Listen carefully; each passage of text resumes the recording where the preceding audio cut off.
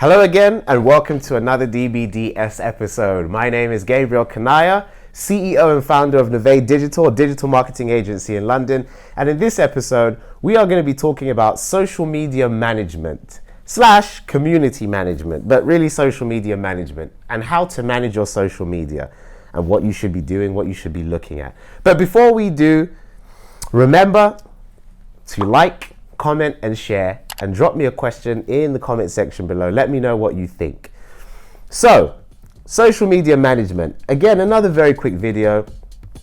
We've talked about in previous videos or the previous episodes, we've talked about social media marketing, we've talked about social media advertising, the different cycles in your social media marketing, and a general overview of social media advertising and why you should be using it.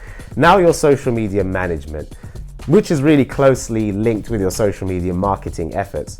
In social media management, really, one or two of your biggest objectives would be to make sure that you are attentive and hearing what people have to say. So again, really closely linked with your social media marketing, which is why your social media manager is likely to be the person that manages the social media, as well as also doing the marketing themselves.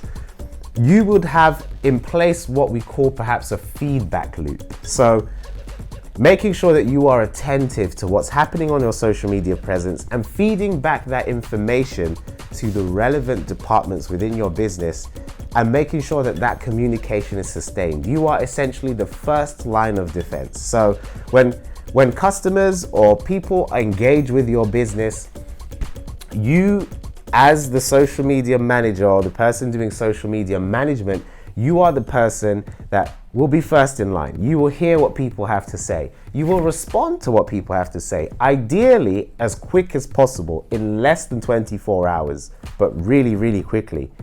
You let them know they've been heard, and then you get back to whomever it may be that's responsible for taking care of it. So for example, say you are a business that sells chairs. If you're a business that sells chairs, well, maybe somebody may complain about the fact that they bought the chair and one of the legs were missing, right? So this is a big problem. Of course, if this person has bought a chair and a leg is missing, they're not going to be very happy. Now, it's your duty as the social media manager to let them know that they've been heard, to kind of soothe them and kind of say something that will allow them to realize that you are apologetic as a brand and that you're going to be taking care of it as soon as possible. It's then your job to liaise with the department that's responsible for packaging the chairs or for production, etc., letting them know that there's a problem, there's an issue, something that's taken place, and then getting them, really in an ideal world, to liaise with the person that complained about the issue in the first place, or perhaps you going back to that person and relaying the information that you were told by that department to the person and then giving them the solution. So that's a situation where perhaps it's a product problem. Maybe it was a service problem.